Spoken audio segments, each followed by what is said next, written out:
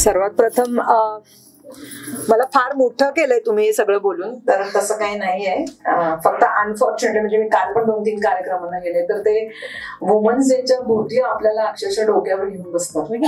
काय देवी बरोबर ना, अदरवाईज चालत असतं बाबा, आपलं चालत असतं. पण आय एम रिअली हॅपी की मला या कार्यक्रमाला बोलवलं गेलं. आणि जेव्हा मला कळलं की हा टॉपिक हा माझ्या खूप जवळचा आहे, म्हणजे इंट्रोडक्शन मध्ये तंबाखू बद्दल जास्त बोललं गेलं, पण माय मेन फोकस इज की स्त्रियांमधील कॅन्सर, एस्पेशली ब्रेस्ट कॅन्सर आणि आता सर्वायकल कॅन्सर. कारण हे आहे की मी माझं नेहमी स्पीच ज्या एक्झाम्पलनी संपवते त्या एक्झाम्पल मी आज सुरू करते. आमच्याकडे एखादा पेशंट येतो, साधारणतः 25-30 वर्षाचा पुरुष, तंबाखू गुटखा खाऊन, चला आपण एक्झाम्पल धरूया, रिक्षा ड्रायव्हर आहे आणि 10 वर्ष 5 वर्ष तंबाखू खातोय, गुटखा खातोय आणि त्याला कॅन्सर झालाय तोंडाचा. तो जेव्हा येतो हॉस्पिटलमध्ये तेव्हा त्याच्या बरोबर त्याची बायको, त्याचे वडील, त्याचे सासरे, त्याची बहीण, बहिणीचा नवरा सगळे येतात. मग त्याचं निदान होतं, मग त्याचा ट्रीटमेंट प्लॅन केलं जातं, मग त्याची सर्जरी होते आणि मग सर्जरी नंतर ते काढलंय, नळी असते, त्याची बायको पाय दाबते, तुझी थुंकी पुसते, सगळं करते, घरचं करते. आणि तो माणूस ना एकाच्या आविर्भावात असतो की काहीतरी मोठे त्यांनी तारे तोडले आणि मग त्याला घरी घेऊन जातात, मग त्याला बिस्किटाचे पुडे बिडे सगळं रेडिएशनला येतो आणि तो एकदम मजेत असतो, इनस्पाईट की त्यांनी तंबाखू खाल्ल्यामुळे तो आजार त्याला झालेला असतो. पण ह्याचं एक्झॅक्टली ऑपोजिट एक्झाम्पल म्हणजे एखादी स्त्री 20शीतली 30शीतली ब्रेस्ट कॅन्सर घेऊन आली आहे आपल्याकडे, या सर्वायकल कॅन्सर. ह्या 2 कॅन्सर होण्यासाठी काही तंबाखू खायला लागत नाही, तो कोणाला पण होतो. पण जेव्हा ती स्त्री आमच्याकडे येते तेव्हा तिच्याबरोबर कोण असतं माहितीये का?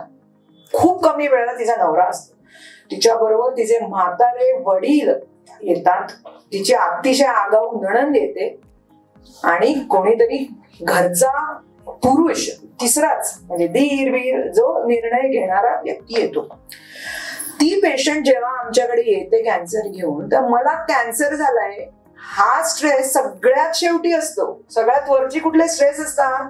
आता मला कॅन्सर झाला, आता माझा नवरा दुसरं लग्न करेल का? माझ्या नवऱ्याला डब्बे कोण देणार? माझ्या मुलांच्या शाळेचं काय? आणि माझ्या वडिलांनी अजून माझ्या लग्नाचं कर्ज फेडलं नाही, आता ह्याचं काय करायचं? अशा परिस्थितीमध्ये कितीतरी बायका ट्रीटमेंट अर्धे सोडून देतात. हा विषय आज 8 मार्चच्या दिवशी मला बोलणं फार महत्वाचं वाटतंय की आपण सगळीकडे वी आर द ब्लेस्ड देवी, वी आर द ब्लेस्ड. आम्ही या साईडचे जेव्हा आम्हाला काही आमचे निर्णय घ्यायला काही फार हे वाटत नाही. ज्या स्त्रियांना पैसे अभावी स्वतःच्या तब्येतीकडे किंवा पैशासाठी असे काहीतरी प्रोफेशन्स किंवा अशा काहीतरी गोष्टी करायला लागतायत, ही सोशल जी दरी आहे ही फारच डिस्टर्बिंग आहे आपल्यासाठी. आणि त्याच्यावर काम तर झालं पाहिजे बाय पीपल लाईक अस आणि बाय गव्हर्नमेंट ऍज वेल. हा जस्ट माझ्या मनात आत्ता आलेला विषय आहे आणि हा नेहमी आम्ही आमच्या पेशंट्सकडे बोलत असतो. तर बिफोर आय स्टार्ट मी सगळ्या बायकांना नेहमी सांगत असते की रोज 1 रुपया तरी वाचवला पाहिजे आपण, कारण आपल्या हेल्थची काळजी आपल्यालाच घ्यायला लागते. आणि बऱ्याच वेळेला आमच्यासारख्यांना सुद्धा निर्णय घेताना विचार करायला लागतो की अरे यावेळी जाऊ दे, ही टेस्ट नको, त्यापेक्षा मी दुसरं काहीतरी करते. तर असं कधीही होऊ नये की आपल्याला आपल्या तब्येतीकडे काळजी घेताना आपल्याकडे पैसे नाहीये म्हणून आपण घेऊ शकत नाही. एस्पेशली कॅन्सर हा जो विषय आहे त्याला सगळ्यात मोठा शत्रू आहे तो म्हणजे वेळ. जर एखाद्याला कॅन्सरची जरी कुणकुण लागलेली असेल आणि त्याच्या निदानाला किंवा त्याच्या ट्रीटमेंटला जर वेळ लावणार असाल तर मात्र तो आजार पसरतच जातो. हे 100% आहे. मग ते कोणी पण असू दे, मग शरद पवार त्यांना सुद्धा झालेला आहे आणि मला सुद्धा होऊ शकतो आणि तो कोणाला सुद्धा होऊ शकतो. तर आजचा जो विषय आपण निवडलेला आहे सर्वायकल कॅन्सर, त्याच्याबद्दल आपण बोलूया. तर राजनी जे काय म्हटलं दॅट इज रिअली ट्रू. तर स्त्रियांमध्ये 1 नंबरचा कॅन्सर 7-8 वर्षापूर्वीपर्यंत 1 नंबरचा कॅन्सर होता तो म्हणजे गर्भाशयाचा मुखाचा, म्हणजे सर्विक्स. सर्विक्स म्हणजे काय? गर्भाशय असं आणि त्याच्या खाली तोंड, त्या तोंडाला सर्विक्स म्हणतात आणि वरती असते ती बॉडी. तर गर्भाशयाचा कॅन्सर 98% कॅन्सर हे तोंडाशी असतात म्हणजे सर्विक्स. तर आपण आज त्याच्याबद्दल बोलूया. आणि 2% बॉडीचे असतात, तो वेगळा विषय, त्याच्यावर फार आता बोलायची गरज नाही. तर सर्व्हिक्स कॅन्सर हा आता स्त्रियांमधला 2 नंबरचा कॅन्सर आहे. आधी तो 1 नंबरवर होता, आता स्तनाचा कॅन्सर हा 1 नंबरवर गेलेला आहे. त्याच्याबद्दल पण मी थोडक्यात तुम्हाला सांगणार आहे असं का झालं. तर गर्भाशयाच्या मुखाचा कॅन्सर आजकाल फार चर्चेत का आलाय, कारण आता तो परत 1 नंबरकडे जायला लागलाय. कारण त्याच्या होण्याची जी कारणं शोधली गेलेली आहेत ना, ती परत आपल्या समाजामध्ये जास्त प्रमाणात दिसायला लागलेली आहे. तर इन्सिडन्स जे आता सांगितलं गेलं तर साधारणतः भारतामध्ये नाही म्हटलं तरी वर्षाला 1.5 ते 2 लाख कॅन्सरचे पेशंट गर्भाशयाचे मृत्युमुखी पडतात. ओके, आणि निदान किती होत असतील तर 15 ते 20 लाख स्त्रियांमध्ये कॅन्सरचं निदान होत आहे गर्भाशयाच्या मुखाचं, आणि त्यातले 1.5 ते 2 लाख हे मृत्युमुखी पडतात. तर ऍक्च्युली मृत्युमुखी पडणं म्हणजे ट्रीटमेंट न मिळणं किंवा उशिराच्या टप्प्यात ट्रीटमेंट मिळाल्यामुळे मृत्युमुखी पण. ऍक्च्युली आजकाल ना कॅन्सरने मृत्यू हा एक कॉन्सेप्ट राहिलेला नाहीये. जर वेळच्या वेळी जर ट्रीटमेंट झाली तर ते बरं होऊ शकतं. पण ह्या आजारामध्ये ना गर्भाशयाच्या मुखाच्या कॅन्सरमध्ये खूप उशिरा निदान होतंय, त्यामुळे हा आकडा मोठा आहे. तर आम्ही आमच्या हॉस्पिटल बेस्ड कॅन्सर रजिस्ट्रीचा जेव्हा अभ्यास केला तर आमच्यासारख्या एक अख्ख्या एवढ्या भारतातल्या एक छोट्या शहरातल्या एक छोट्या हॉस्पिटलमध्ये, आमच्यासारख्या छोट्या हॉस्पिटलमध्ये वर्षाला आम्ही 250 ते 275 नवीन फक्त गर्भाशयाच्या मुखाचे पेशंट बघतो, which is a huge number. आणि ह्याच्यातले 90% पेशंट हे वाढलेल्या टप्प्यातच मिळतात. 3rd आणि 4th स्टेज, 1st आणि 2nd स्टेज मधले पेशंटच आम्हाला मिळत नाहीत. त्याची कारणं अनेक आहेत, आपण त्याच्याबद्दल बोलूया. आता गर्भाशयाच्या मुखाच्या कॅन्सरचं सगळ्यात मेन लक्षण कोणाला माहिती आहे का? लक्षण माहिती असेल तर आपण जाऊ ना डॉक्टरकडे. कोणाला माहिती आहे? नाही. स्तनाच्या कॅन्सरचं लक्षण माहिती आहे, मग शोधणार कसं आपण, बरोबर ना? त्यामुळे त्याच्याबद्दल थोडी तर माहिती असायला पाहिजे, बरोबर. सर्दी खोकला झाल्यावर, फ्लू, लूज मोशन झाल्यावर, गॅस्ट्रोएंटरायटिस, काहीतरी आपल्याला पिंपल आल्यावर पिंपल आले कळतं. पण गर्भाशयाच्या मुखाच्या कॅन्सरचे काय लक्षण आहेत? तर त्याची मेन लक्षणे इतकी अशी आहेत ना की ती प्रत्येक स्त्रीला आयुष्यात एकदा तरी होऊन गेलेली असतात आणि आपण म्हणून लक्ष देत नाही. सगळ्यात महत्वाचं लक्षण गर्भाशयाच्या मुखाच्या कॅन्सरचं ते म्हणजे पाळी गेल्यानंतर, मेनोपॉज नंतर जर एखाद्या स्त्रीला अंगावर जात असेल तर ते 100% कॅन्सरचं लक्षण असू शकतं.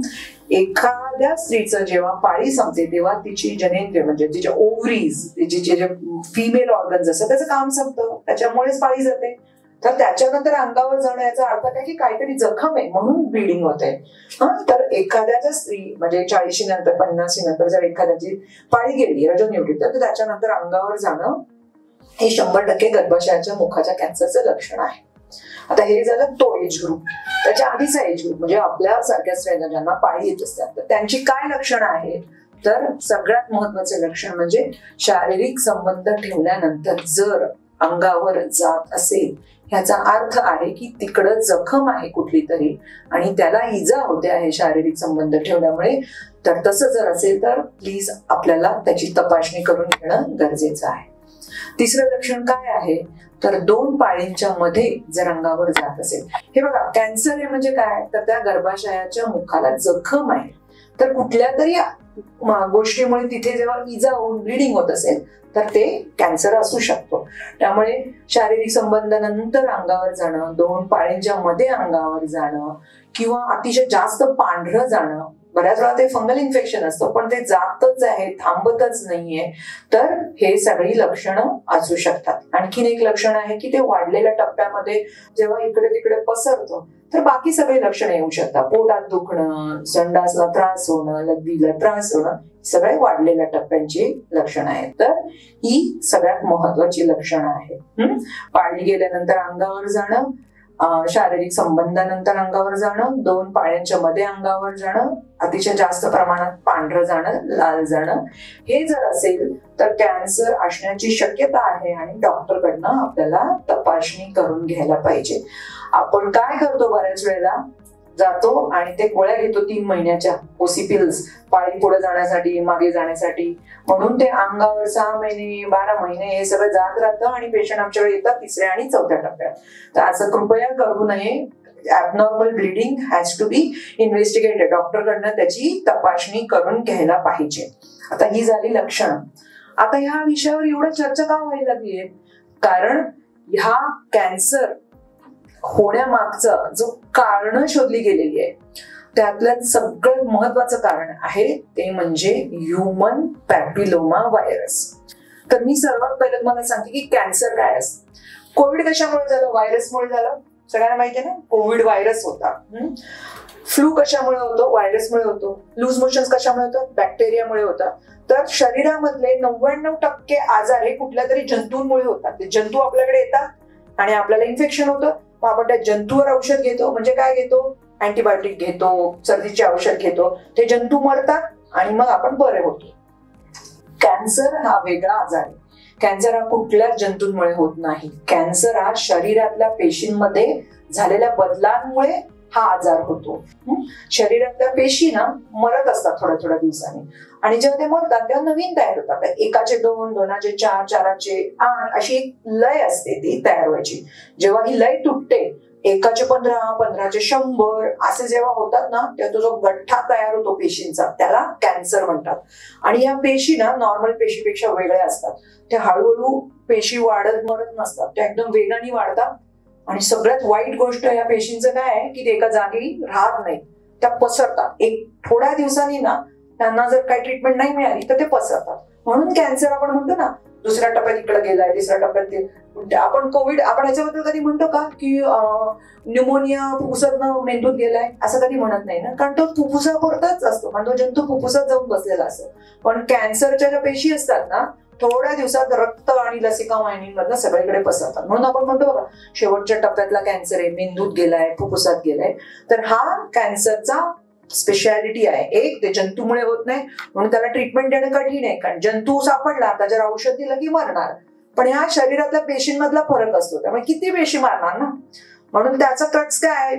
प्राथमिक अवस्थेत जर शोधलं ते 4-5 पेशीज तेवढ्या असतील तिथे जर आपण ट्रीटमेंट दिली तर तो आजार बरा होऊ शकतो. म्हणून कॅन्सर मी तुम्हाला म्हटलं की वेळ हा त्याचा शत्रू आहे. तुम्ही जेवढ्या लवकर कॅन्सरचं निदान कराल तेवढ्या लवकर ते बरं होईल. हा विषय कुठून निघाला? तर मी तुम्हाला सांगितलं की ह्यूमन पॅपिलोमा व्हायरस एक व्हायरस आहे. तर ह्या व्हायरसमुळे हा आजार होत नाही गर्भाशयाच्या मुखाचा. पण जो अभ्यास केला गेला आहे त्याच्यामध्ये असं कळलं की 98% गर्भाशयाच्या मुखाचे कॅन्सरचे जे पेशंट्स होते ना बायका, त्यांच्यामध्ये हा व्हायरस दिसला. ओके, म्हणून मग शास्त्रज्ञांनी आणि डॉक्टरांनी काय विचार केला की हा व्हायरस जर मारला तर हा कॅन्सर कमी होईल का? तर असं समजलं गेलं की हा व्हायरसला जर मारलं तर हा कॅन्सर कमी होऊ शकतो. आता हा आजार पोलिओ आपण पोलिओचे डोस का देतो? तर पोलिओचा जो व्हायरस आहे तो व्हायरस एकदा शरीरात आला तर पोलिओ होतो.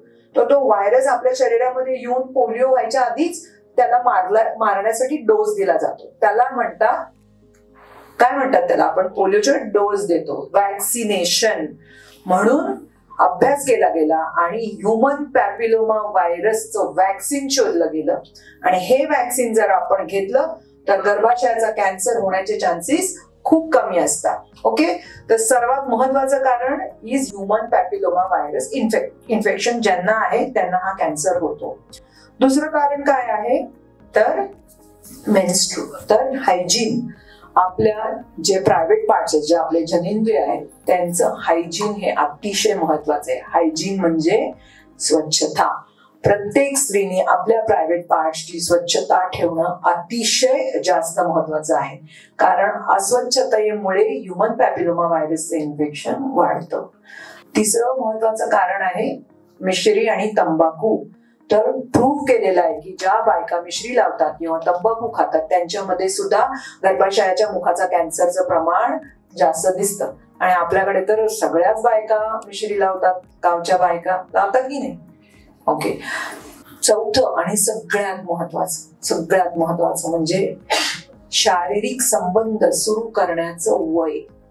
जितकं लवकर तितकं तुम्हाला हा कॅन्सर होण्याचे चान्सेस जास्त आहे आणि म्हणून हा आजार आता परत वाढत लागायला लागला आहे. कारण आताच्या जनरेशन मध्ये सेक्शुअल ऍक्टिव्हिटी लवकर सुरू होण्याचे चान्सेस खूप जास्त वाढले आणि आपल्यासाठी शेवटचं सगळ्यात महत्वाचं कारण म्हणजे मल्टिपल सेक्शुअल पार्टनर्स, एकापेक्षा जास्त पुरुषांबरोबर शारीरिक संबंध ठेवणं हे एक महत्वाचं कारण आहे गर्भाशयाच्या मुखाच्या कॅन्सर बद्दल. नॅचरली जेवढे जास्त पुरुषांबरोबर संबंध तेवढे जास्त चान्सेस आहेत की आपल्याला ह्युमन पॅपिलोमा व्हायरस इन्फेक्शन होण्याचे चान्सेस आहेत. अनप्रोटेक्टेड सेक्स हे सुद्धा एक महत्वाचं कारण आहे. कॉन्डोमचा वापर न करणं, त्यामुळे STD सेक्शुअली ट्रान्समिटेड डिसीजेस होतातच, पण त्याचबरोबर गर्भाशयाच्या मुखाच्या कॅन्सरचं इन्फेक्शन होण्याचे चान्सेस सुद्धा वाढू शकतात. मी आता एक सगळ्यांना प्रश्न विचारते, भारतामध्ये सेक्शुअल ऍक्टिव्हिटी म्हणजे मुलींमध्ये शारीरिक संबंध सुरू होण्याचं वय किती असावं असं तुम्हाला वाटतं? अभ्यास केलाय पूर्ण भारतामध्ये? 18 18 16 16 18 ते 19 16 21. Anyone? Boys? Any idea? 14. It is 12 years. सगळा जो पूर्ण भारतामध्ये जो अभ्यास केला गेला तर ऑन अन ॲव्हरेज भारतीय मुली 12व्या वर्षी सेक्शुअल ऍक्टिव्हिटी सुरू करतात आणि 12व्या वर्षी सेक्शुअल ऍक्टिव्हिटी जर सुरू झाली तर ह्युमन पॅपिलोमा व्हायरसचं जर इन्फेक्शन झालं, इट टेक्स साधारणतः 10 ते 12 वर्ष for that infection to convert into cancer. Okay, एकेकाळी 20-26व्या वर्षी, 21 कोणतरी म्हणलं आयडियल, आपल्याला एक भ्रम असतो की 21व्या वर्षी लग्न होतं, 26व्या वर्षी, असं काही नाही. 12 आणि मोर इन रुरल पॉप्युलेशन. ग्रामीण मुली लवकर सेक्शुअल ऍक्टिव्हिटी सुरू करतात. आपल्याला वाटत असतं, म्हणजे मी जेव्हा माझी प्रॅक्टिस सुरू केली आणि मी कोल्हापुरात आले तेव्हा मला असं वाटत होतं की आम्ही मुंबईच्याच मुली खूप फॉरवर्ड बिरवर्ड. तसं काही नाही आहे. It is a rural population ज्याच्यामध्ये हे जास्त प्रमाणामध्ये लवकर सुरू होतं आणि तो ह्युमन पॅपिलोमा व्हायरसचा जो कोर्स आहे ना त्याला 12 ते 14 वर्ष लागतात कॅन्सरमध्ये कन्वर्ट व्हायला. तर जेव्हा 20-22व्या वर्षी 24व्या वर्षी सेक्शुअल ऍक्टिव्हिटी जर सुरू होणार असेल तर ते 50शी कॅन्सर होईल, बरोबर ना?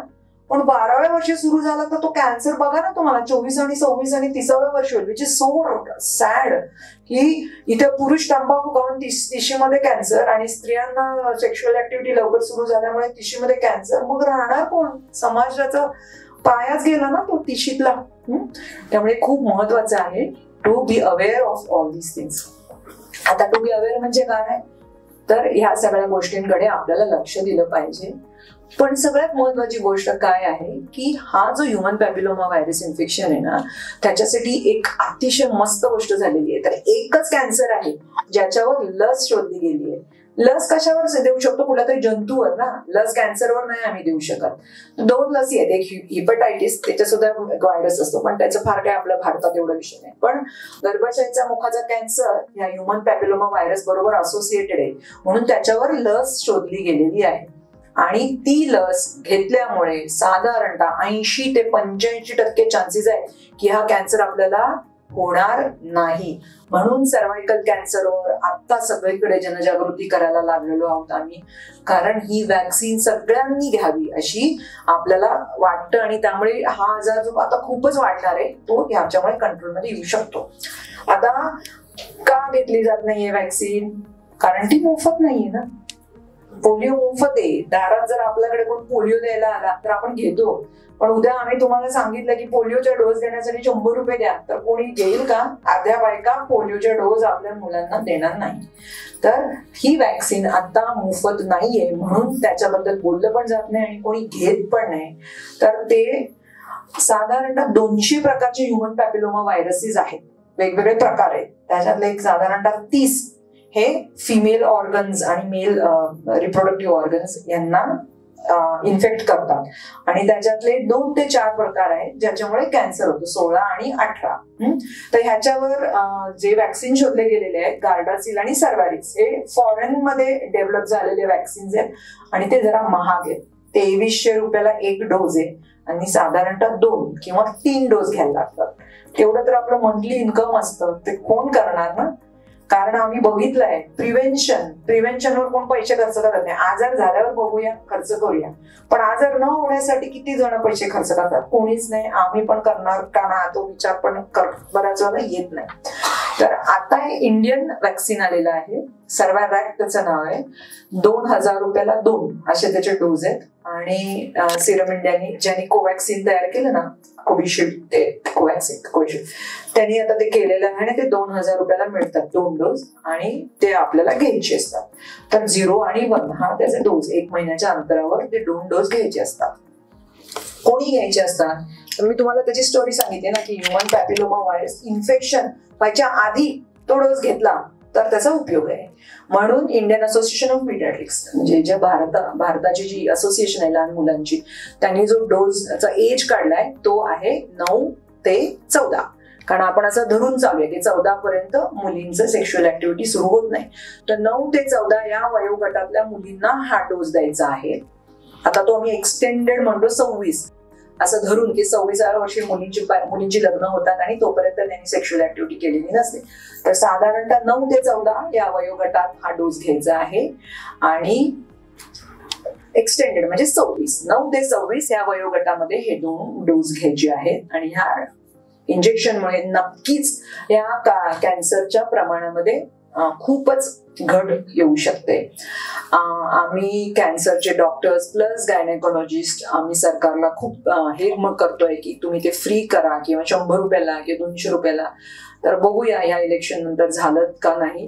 पण it's a humble request Raj, you must try to get funds from some CSR activity where we should do this for the under privilege people. जे आम्ही प्रयत्न करत असतो.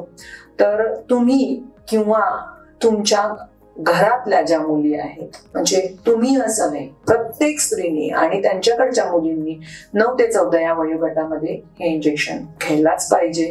त्याच्यामुळे ह्या आजारापासून आपल्याला संरक्षण मिळू शकतं. आता ट्रीटमेंट म्हटलं तर काय आहे, तर ह्याची ट्रीटमेंट आहे ऑपरेशन करणं. ओके, ते गर्भाशयाची पिशवी काढून टाकलं, गर्भाशयाची पिशवी काढायची, आजूबाजूची आवरणं काढायची, आतड्यांची जाळी काढायची. हे पहिल्या टप्प्यात होतं. त्याच्यानंतरच्या टप्प्यातली ट्रीटमेंट आहे शेक द्यायला लागतो. पण तुम्हाला सांगू का, आम्ही एवढं आमचं मोठं हॉस्पिटल आहे पण आम्ही गर्भाशयाचं हे ऑपरेशन करतच नाही. कारण आमच्याकडे पहिल्या टप्प्यात पेशंट येतच नाही. कारण याचे सिम्पटम्स इतके साधे आहेत आणि कोण जाणार डॉक्टरकडे. अगदी अंगावर खूप जाऊन ब्लिडिंग जातं, वास यायला लागतो, घरातलं कोणाला तरी कळतं वास येतोय काय, मग आमच्याकडे येतात. तर आमच्याकडे कायम 3rd आणि 4th स्टेज मधलेच पेशंट येतात आणि त्याची ट्रीटमेंट असते गर्भाशयाला शेक देणं, इंजेक्शन मधनं किमोथेरपी देणं आणि आयुष्य 3-4 वर्ष वाढवणं. त्याच्या पलीकडे आम्ही काहीच करू शकत नाही. ओके, तर याच्यासाठी आपण काय करू शकतो? एक तर ते प्रिव्हेन्शन, इंजेक्शन घेणं. आपण आता त्या वयोगटाच्या पलीकडे म्हणजे ह्या एज ग्रुप मधलं कोण बघत नाही, पण आपल्या घरात त्या मुली असतात तर नक्कीच त्यांना तो डोस द्यावा. आणि दुसरी एक, आता हे झालं प्रिव्हेन्शन, आता दुसरी स्क्रीनिंग की मला कॅन्सर आहे का, ह्याच्यासाठी एक टेस्ट आहे, त्याला पॅप्समियर असं म्हणतात. पॅप्समियर मध्ये त्या गर्भाशयाच्या मुखातून एक कापसाच्या बोळावरून पेशी काढल्या जातात आणि त्याची टेस्ट केली जाते आणि 2 तासात कळतात की ह्या पेशी नॉर्मल आहेत का कॅन्सरच्या आहेत का कॅन्सरच्या आधीच्या टप्प्यातल्या आहेत. तर अशी जी काही टेस्ट असेल तर ती आपण नक्कीच करून घ्यावी. तर त्याची गाईडलाईन्स जे दिलेले आहेत वर्ल्ड हेल्थ ऑर्गनायझेशननी की 21व्या वर्षानंतर प्रत्येक स्त्रीने 3 वर्षातनं एकदा ही टेस्ट करायची असते. आता एकेकाळी आम्ही 35 नंतर म्हणायचो, पण आता मी तुम्हाला सांगितलं त्याप्रमाणे तो सर्व्हायकल कॅन्सर व्हायचा एज लवकर आलेला आहे आणि सेक्शुअल ऍक्टिव्हिटी लवकर सुरू झाली. तर 21व्या वर्षानंतर ही टेस्ट प्रत्येकाने करायची असते 3 वर्षातनं एकदा आणि मग 35 नंतर 5 वर्षातनं एकदा केली तरी चालेल. आणि त्याच्यातनं ना हा आजार प्राथमिक अवस्थेत नाही तर प्री कॅन्सर स्टेटमध्ये पण आम्हाला कळू शकतो. म्हणजे त्या पेशी बाहेर पडतात ना त्या टेस्टिंग, त्याच्यामध्ये असं कळतं की अरे हा कॅन्सरमध्ये परिवर्तन होऊ शकण्याचे चान्सेस आहेत. असं काय असेल तर योग्य ती ट्रीटमेंट देऊन कॅन्सर होण्याच्या आधीच आपण तो पकडू शकतो. तर या टेस्ट आपण करून घ्यायला पाहिजे. मला इथे उभं राहून सांगणं सोपं आहे, टेस्ट करून घ्यायला पाहिजे, पण ते मनावर घ्यायला पाहिजे. बघा, आम्ही आता खूप पेशंट बघतो गर्भाशयाच्या कॅन्सरचे, ब्रेस्टच्या कॅन्सरचे, तर ते पिशवी काढून टाकलं बरं झालं असं काही नसतंय. जरी प्राथमिक अवस्थेत असलं तरी ती जी टांगती तलवार असते की मला हा परत येईल का, परत होऊ शकतो का, तर ही फार म्हणजे तो एक स्ट्रेस घेऊन आयुष्यभर जगायला लागतं त्या स्त्रीला, ती कोणी पण असू दे. म्हणजे बाकीच्या सगळ्या गोष्टी, आपलं प्रोफेशन काय आहे, आपल्याला ते जमणार आहे का, किंवा घरात बसणाऱ्या स्त्रीला जरी कॅन्सर झाला तरी ते एक मोठा एक स्ट्रेसफुल फॅक्टर असतो. तर या सगळ्या गोष्टी खूप महत्वाच्या आहेत आणि वेळच्या वेळी आपल्याला या टेस्ट करून घ्यायला पाहिजे. तुम्ही वरांगणाच्या आहात ना, मला आत्ताच मी बघितलं, वरांगणाचा अर्थ माहितीये का कोणाला? तुम्ही सांगू नका. वरांगणा ना, वारांगणा या शब्दाचा अर्थ माहितीये? न, वारांगणाचा अर्थ आहे सुंदर स्त्री, बरोबर ना मॅडम? ओके. तर मी तुम्हाला आज आणि सेक्स वर्कर, धंदेवाली, रंडी चिनाल म्हणण्यापेक्षा वारंगणा हा शब्द आदरानं घेतलं जातं. खूप छान, खूप छान. तर मी तुम्हाला आज ग्वाही देते. तुमच्याकडे रजिस्टर्ड आहेत का सगळ्या महिन्यांचे फायला फोटो सकट? मॅम, तुम्ही माझ्याकडे आजच्या नंतर कधी पण त्यांना घेऊन या, मी फ्री पॅप स्मिअर करते, कधी पण या. मला तुम्ही ते काय दाखवू पण नका कार्ड बीड, पण कधी पण या. म्हणजे हे मी आता तुम्हाला Raj just noted down, okay. आणि मला जमलं तर आता with Faith Foundation we will try to get funds, आणि ज्यांच्या त्या एज ग्रुप मधल्या ना आपण, मी आत्ताच 55 ऑर्फन्सना फ्री दिले पॅप्स, हे इंजेक्शन्स. पण ही पॉप्युलेशन कडे माझं फार लक्ष नव्हतं, पण आपण ते सुद्धा प्रयत्न करूया. पण तुमची जबाबदारी की सगळ्यांना माझ्याकडून वर्षात एकदा पॅप्समिअर फ्री करून घ्यायची, तुमची जबाबदारी.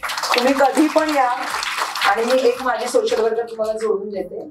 हे एवढं तर करायलाच पाहिजे, कारण everybody is in the high risk, पण आपण तर हाय रिस्क मध्ये आहोतच. प्लीज या, अजिबात संकोच करू नका. 5 मिनिटं लागतात फक्त. पाळीच्या वेळी यायचं नाही, पाळी झाल्यानंतर कधी पण या, आणि वर्षातून एकदा या. मी प्रत्येकीला सांगते की वाढदिवसाच्या महिन्यात किंवा वाढदिवसाच्या दिवशी या, आणि पॅप्समिअर आणि मॅमोग्राफी फ्री करून घेऊन जावा. हे माझे नेहमीची कमिटमेंट असते, तर तेवढं करून घ्या. आणि हा जर आपल्याला होणार असेल तर तो प्राथमिक अवस्थेत शोधणे एवढंच आपल्याकडे आहे. आता आपण अशा प्रोफेशन मध्ये आहोत, तर मी जे तुम्हाला गोष्टी सांगितल्या त्या तर अवॉइडेबल नाही आहेत, त्या तर होणार आहेत, मल्टिपल सेक्शुअल पार्टनर्स. पण जेवढं जमेल तेवढं सगळ्या गोष्टींचा वापर करणं, हायजीन ठेवणं, कॉन्डोमचा वापर करणं, to get yourself checked every year, हे तेवढं आपण करू शकतो असं मला वाटतं. आणि या प्रोफेशनची असोसिएटेड म्हणजे देर आर सर्टन कॅन्सर जे HIV असोसिएटेड जास्त असू शकतात, त्याच्याबद्दल पण मला तुम्हाला बोलायचा थोडासा ऑपॉर्च्युनिटी आहे. तर लिम्फोमा, तर हा सर्वायकल कॅन्सर सोडून ओके दुसरा 1-2 कॅन्सर्स असतात, त्याच्यामध्ये लिम्फोमा हा एक आजार खूप कॉमन आहे, HIV अँड एड्स असोसिएटेड. तर तो सुद्धा आपण टेस्ट करून घ्यायला पाहिजे. त्याचे तर चिन्ह इतके वाईट आहेत, ताप येणं, वजन कमी होणं, भूक न लागणं, हे तर सगळ्यांनाच होत असतं ऑल द टाइम. नाही झालं तरी आपण डाएटच करत असतो. तर असे जर सिम्पटम्स असतील की आपल्याला सारखा ताप येतोय, वजन कमी होत असेल, तर सुद्धा आपण एकदा टेस्ट करून घ्यायला पाहिजे. कारण HIV आणि एड्स असोसिएटेड हा एक कॉमन कॅन्सर दिसतो, तो सुद्धा वेळच्या वेळी निदान करून किमोथेरपीने तो पूर्ण बरा होऊ शकतो. तर no one takes this profession by choice, पण आपण हा प्रोफेशन म्हणून जो आपला आहे, तर त्याच्याबरोबर असोसिएटेड हे जे 2 आजार मी तुम्हाला जे सांगितले आहेत, तर त्याच्याकडे स्वतः लक्ष द्यायला पाहिजे. आणि तो प्राथमिक अवस्थेत जर तुम्हाला शोधता आला तर नक्कीच शोधून आपण त्याच्यावर योग्य ती ट्रीटमेंट वेळच्या वेळी करून घेऊ शकतो. आणि त्याच्यासाठी आता काही मुंबई पुण्याला जायला लागत नाही. आमचं हॉस्पिटल सोडून आणखीन 4 हॉस्पिटल आहेत कोल्हापुरात, ज्याच्याकडे ह्या सगळ्या ट्रीटमेंट होतात आणि त्या मोफत होतात सगळ्या स्कीम्स मध्ये. तुमच्याकडे रेशन कार्ड नसलं तरी तुम्ही आमच्याकडे या, आमचं स्वतःचं ट्रस्ट आहे, where we will definitely take care of all this things. पण पॅप स्मिअर मात्र आता मी ते करूनच घेणार, मी माझंच यंत्रणा तुमच्या मागे लावणार आहे. प्लीज येऊन तुमची पॅप स्मिअर सगळ्यांनी करून घ्या. आणि जेव्हा याल तेव्हा ब्रेस्ट एक्झामिनेशन पण करूया आपण, कारण ब्रेस्ट कॅन्सरचं एक महत्वाचं कारण आहे म्हणजे मुलं ज्यांना नाही असतात, मुलं ज्यांना नसतात, जे नली पॅरस असतात, मुलं ज्यांना नसतात, तर आपण परत त्या कॅटेगरीत मोडतो ना. आपल्याला ज्यांना मुलं नाही किंवा मुलं झालीत आणि दूध पाजलेलं नाहीये किंवा उशिरा मूल झालंय किंवा एकच मूल झालंय किंवा ओबीज आहोत, वजन जास्त आहे, या बायकांमध्ये ना ब्रेस्ट कॅन्सर जास्त दिसतो. तर आपण पण त्या कॅटेगरीत जर मोडत असो ना तर त्याची पण तपासणी करून घ्यायला लागते. तर ब्रेस्ट सेल्फ एक्झामिनेशन करता. ज्यावेळी पॅप्समिअरला याल तेव्हा आम्ही तुमचं ब्रेस्ट एक्झामिनेशन पण करू. तुम्हाला ती स्वतः कशी स्वपरीक्षा करायची ते सुद्धा शिकवू. पण आज सगळ्यांनी प्रॉमिस करा की पुढच्या 2 महिन्यामध्ये तुम्ही सगळ्यांनी येऊन ह्या टेस्ट करून घेतल्या पाहिजे. आणि अजिबात वी विल कीप युअर एनॉनिमॅटी. आणि पैशाचा तर विषय नाहीच आहे. आणि निसंकोचपणे या, माझा नंबर मी देते, शर्वरीकडे माझा नंबर आहेच, प्लीज कधीही मला कॉल करा. आणि म्हणजे आता आदर वाटतो मला तुमच्या सगळ्यांचा की तुम्ही आलात आणि हे सगळं ऐकायला तयार झालात. आणि काल मी एका कार्यक्रमाला गेले होते, तिथे एक मॅडम होत्या, त्यांनी ना, baby this is for you, आपण सबलीकरण याच्यावर खूप बोलत असतो because we are on this side. तर त्या मॅडमनी ना 5 गोष्टी सांगितल्या की सबलीकरण कसं करावं एखाद्या स्त्रीने स्वतःच. आणि एखादी स्त्री सबली म्हणजे शी हॅज बिकम एम्पावर्ड हे आपण कधी म्हणू. तर 5 गोष्टी त्यांनी सांगितल्या. Just a second.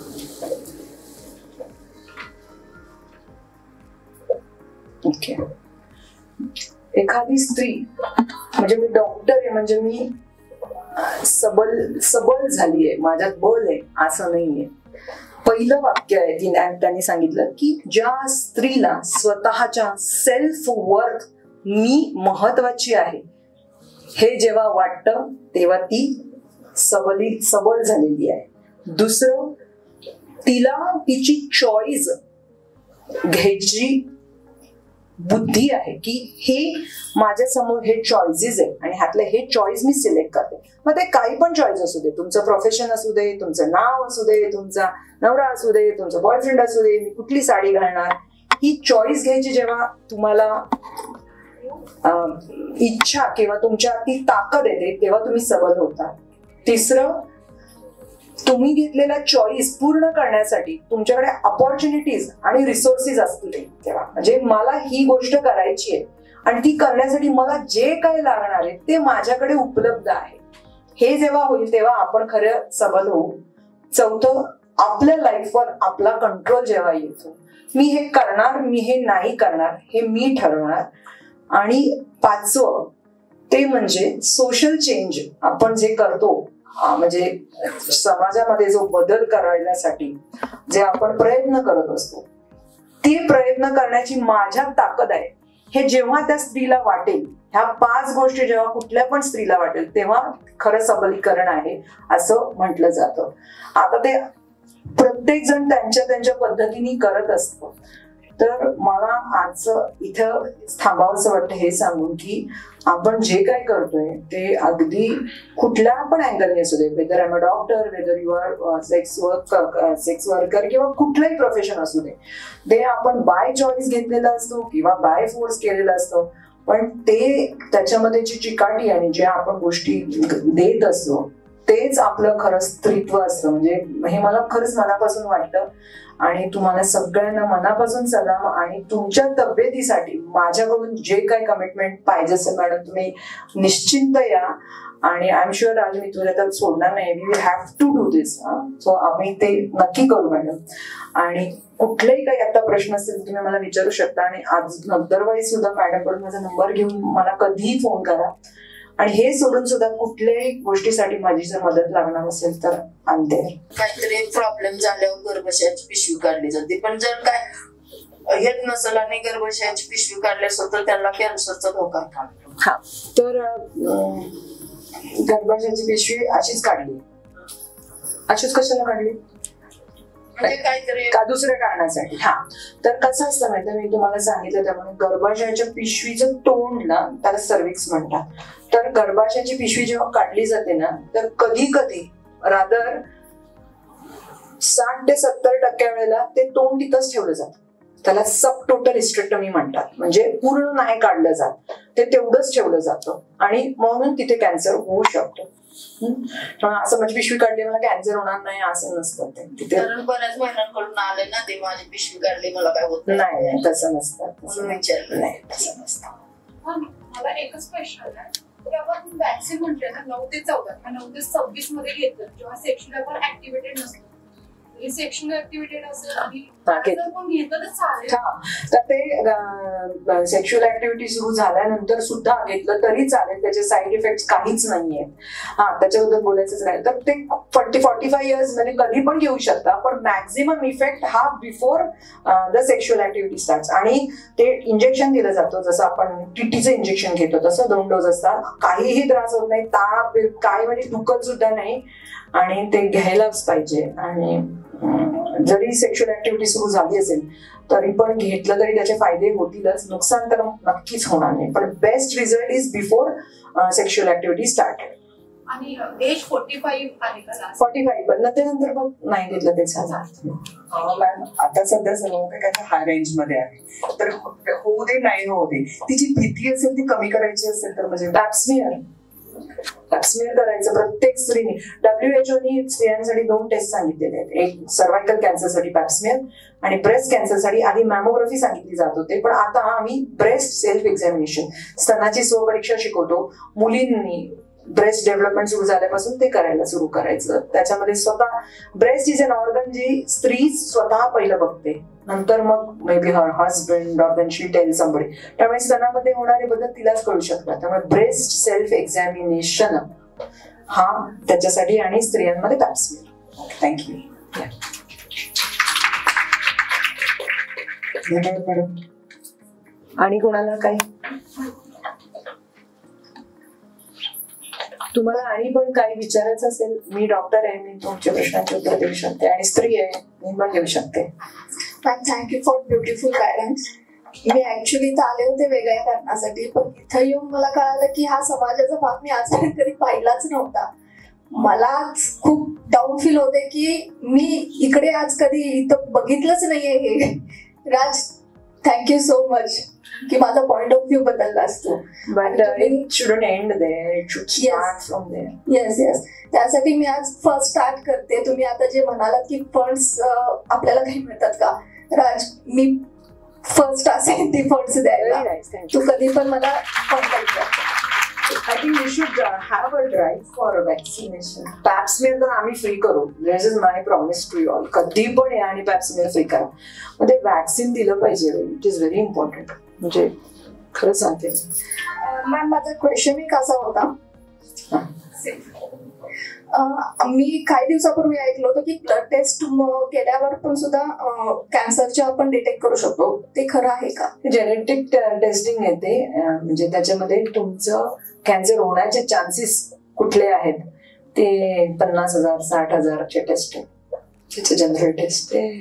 ओके. आणि इट इज हेरिडिटरी, जेनेटिक होऊ शकतं का? म्हणजे अनुवंशिक कॅन्सर आहे, स्तनाचा कॅन्सर, आतड्याचा कॅन्सर, फक्त एकच कॅन्सर जो स्तनाचा, आतड्यांचा आणि ब्लड कॅन्सर, थोड्या प्रकारचे कॅन्सर. गर्भाशयाचा नाही, तोंडाचा नाही, अन्ननलिकेचा नाही, पोटाचा नाही. मिश्री खाल्ल्याने पण कॅन्सर होतो स्त्रियांमध्ये, लक्षात ठेवा. गर्भाशयाचा, लघवीच्या पिशवीचा, तोंडाचाच व्हायला पाहिजे असं नाही. आणखीन एक होता मॅम, रेग्युलर लाईफ मध्ये आपण डाएट मध्ये असं काय ऍड किंवा कमी करू शकतो का, ज्याच्यामुळे आपण प्रिकॉशन्स घेऊ शकतो? चाट, मीठ, लाल मांस जे आपण नाही खात जास्त, फॉरेन मध्ये लाल मांस खातात ना, जे बार्बिक्यू करून जास्त, त्याच्यामुळे आतड्यांचा कॅन्सर होतो. पण इनडायरेक्ट कनेक्शन म्हटलं तर स्तनाच्या कॅन्सरसाठी एक महत्वाचं कारण आहे म्हणजे ओबेसिटी. वजन ज्यांचं जास्त आहे, पोटाचा घेर ज्यांचा जास्त आहे, त्यांना स्तनाचा कॅन्सर होतो. पोटाचा घेर जास्त आहे कोणाचा असू शकतो? जे व्यायाम करत नाहीत, जे फॅट फूड खातात, जे चरबी जास्त खातात. त्यामुळे रेग्युलर डाएट करणं, आणि व्यायाम बारीक होण्यासाठी नाही, व्यायाम हेल्दी होण्यासाठी करायला पाहिजे. हा एक कॉन्सेप्ट जरा यायला पाहिजे समाजामध्ये. नाहीतर आपल्याला तर वाटतं की बारीक दिसण्यासाठी व्यायाम नाही, व्यायाम नाही केल्याने आजार होतात, ब्लड प्रेशर, डायबिटीज, कॅन्सर. त्यामुळे व्यायाम करायलाच पाहिजे. आणि व्यायाम म्हणजे मी बाजारात जाऊन भाजी घेऊन आले त्याला व्यायाम नाही म्हणत. व्यायाम करण्यासाठी जे केलं जातं त्याला व्यायाम म्हणतात. पायात शूज घालून तर 5 किलोमीटर चालून येणं इज व्यायाम. मी माझी येते 2 किलोमीटर तसं नाही होत व्यायाम, त्याला नाही व्यायाम म्हणतात. येस राय. तुम्ही जे सांगितलं चेकअप फ्री मध्ये नसतो, मी करणार आहे फ्री मध्ये. हो करू शकतो. नाही, वी नीड रूम आणि लाईट आणि आमच्याकडून आमचे इन्स्ट्रुमेंट्स लागतात. एवढंच आपण कॉलेज टू कॉलेज कॅम्पेन हो येऊ शकतो पक्का. त्या कॅम्पेन पेक्षा ना सर्वायकल वॅक्सिनेशनचं कॅम्पेन केलं पाहिजे. मला त्याच्याबद्दलच बोलायचं. तुम्ही म्हटलं की 2000 मध्ये 2 डोस. हो, आता सर्वायक जे आले ते 2000 मध्ये 2 डोस. प्रत्येक बाई आपल्यासाठी साडी घेते. अगं सगळं सांगून झालं ग, कोणी नाही करत. तू करशील? मी घेणार. Okay, done deal. सगळ्यांनी साडी घ्यायची नाही आणि सर्वायक्सिन वॅक्सिन आणि एकदाच घ्यायचे ना, दरवर्षी नाही घ्यायचे आपल्याला ना. मी काय म्हणते, तुमची गर्लफ्रेंड आहे, गर्लफ्रेंडला तुम्ही एक वॉच देण्यापेक्षा आणखी काय देण्यापेक्षा मग हे ड्राईव्ह घेऊया आपण. Let us do this drive. म्हणजे आम्ही मध्ये ही ड्राईव्ह घेतली होती मॅमोग्राफीसाठी की हाऊ कॅन व्हॅलेंटाईन्स डेलाच आम्ही घेतली होती की the best Valentine's gift is तुमच्या बायकोला घेऊन या आमच्याकडे मॅमोग्राफी करायला, तुमच्या गर्लफ्रेंडला घेऊन या. आम्ही 50% बेअर करतो, तुम्ही 50% बेअर करा. आम्ही 50% मध्ये मॅमोग्राफी करू. कोणी आला नाही. अवेअरनेस केल्याशिवाय हो करूया ना. I am ready. म्हणजे अनफॉर्च्युनेटली इतके दिवस माझी कशी ओळख झाला नाही. I been hearing about it, पण मी आता वी विल वर्क ऑन दिस. नक्कीच आम्ही करू फ्री. पण तुम्ही घेऊन तरी आमच्याकडे लोकांना कोणी येत नाही का. पण नाही, वॅक्सिनसाठी ऍटलीस्ट प्रत्येक स्त्रीनं स्वतःहून करायला पाहिजे. ऍब्सोल्युटली. मॅडमने अतिशय चांगलं सुचवलं. माझ्या मते आपल्या इथं जर छायाचित्रकार पत्रकार कोण असतील तर एक ब्रॅकेट मध्ये येऊ दे की बाबा ह्या महिला दिनाच्या निमित्तानं किंवा असं पुरुषांचा सहभाग हा येऊ दे. म्हणजे राज जर कोण मीडिया रिलीज करत असलास ना तर असं कर असं म्हणतात. एक चौकट येऊ दे की त्याच्यामध्ये ह्या कार्यक्रमातनं हे आव्हान झालेलं आहे. आणि we are doing it free for them. So whoever is registered can come to the hospital directly and get pap smear. आम्ही तिथं करूच. तुम्ही मला लिस्ट द्या तुमच्याकडनं. मी जर आम्ही फोन करून बोलवून घेऊ. फक्त त्यांना हॉस्पिटलला यायला लागेल एवढंच. बाकी काही नाही. मी तुम्हाला एक नंबर देते. हा, आणि सगळ्यांचे पॅप्समेअर करून देऊ तुम्हाला. काही प्रॉब्लेम नाही. मॅडम फक्त आमची ज्यासाठी कार्यक्रम घेतला त्यांना जर सांगितलं त्यांच्या एका फोनवरती आमच्या जेवढ्या सगळ्या बायका होत्या तो जर कार्यक्रम केला मग किती बायका गोळा केलं बघा. तुम्ही सांगा. आम्ही हजारोंना करायला तयार आहे. मी पहिल्यांदा सांगितलं मी डॉक्टर आहे आणि मी स्त्री आहे आणि मी जेवढं त्यांना बघितलंय ना सफर करताना. तुम्ही काय बघणार? तुमच्या घरातले एक पेशंट बघणार. मी रोज पेशंट बघते. मी पेशंटना ट्रीटमेंट सोडताना बघितलंय बायकांना पैसे नाही म्हणून. मी ट्रीटमेंट सोडताना बघितलंय माझा नवरा दुसरी बायको करेल म्हणून. मी तर एक लॉयरला ट्रीटमेंट सोडताना बघितलंय कारण तिचा मुलगा 12वीत होता आणि तो रँकर होता. मी कधीच विसरू शकणार नाही की हे मातृत्व आहे. ती बाई जेव्हा आमच्याकडे आली नंतर ती स्टेज 4 मध्ये गेली सीएब्रेस just because her son should not be disturb. Diagnosis झाली आणि गायब 6 महिन्यांनी आली. एक्झाम झाल्या मुलाच्या तोपर्यंत स्टेज 4. हे फक्त आईच करू शकते. हे फक्त स्त्रीच करू शकते. पुरुष नो. एवढं पण नाही करायला पाहिजे. आपण नाही तर काहीच नाही ना मग पुढे. त्यामुळे तेवढं तर आपण करायला पाहिजे. बघा स्वतःची कोण नाही बघत. आणि तुम्हाला नाही आणि आम्हाला असं काही नसतं. आम्हाला पण तेच असतं. मग आमचे नवरे कोण पण असू दे आणि काय पण असू दे आपल्यालाच बघायला लागतं. हो की नाही का. थँक्यू. आणि काय असेल तर सांगा.